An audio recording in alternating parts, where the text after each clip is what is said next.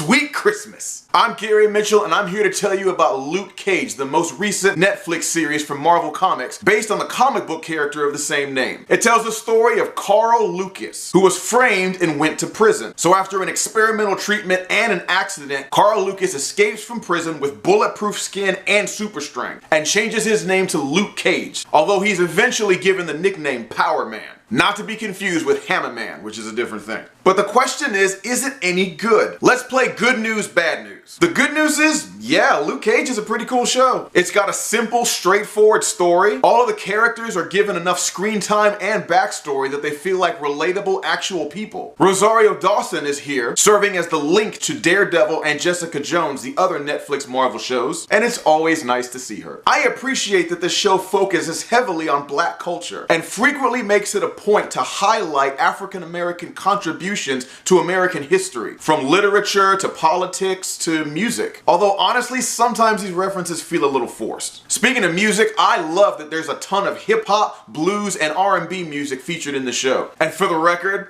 Method Man is actually in this show. You remember that Wu-Tang song from the first commercial for the show? They actually got Method Man to make a cameo, and it's pretty cool. There's also plenty of Easter eggs and little bits of fan trivia to keep nerds like me happy. Stan Lee has maybe my favorite cameo of anything he's ever been in this show. And if you still don't know who Stan Lee is, we're not friends anymore.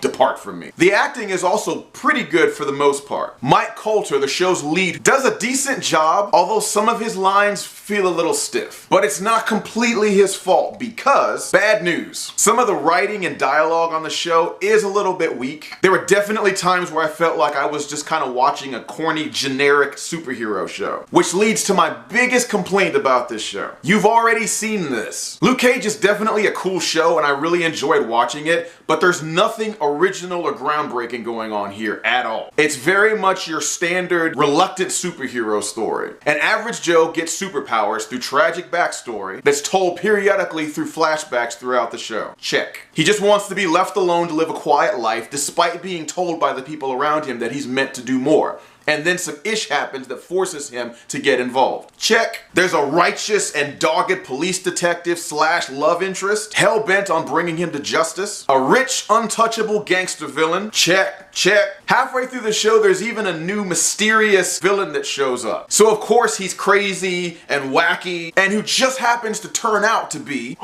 the hero's long-lost evil brother. Which is kind of a spoiler, sorry, but honestly, not really, because it's really not that big a deal. Guys, bottom line, Luke Cage was a very cool show that I really enjoyed watching, and it's awesome that the black community finally has another hero to look up to. But in the end, the show is your generic paint-by-numbers superhero story that you've seen 100 times before. I'm gonna give Luke Cage a 7 out of 10. It's nothing mind-blowing or groundbreaking, but it's still pretty cool. It's hard to believe that we're only a few weeks away from the Doctor Strange movie. What?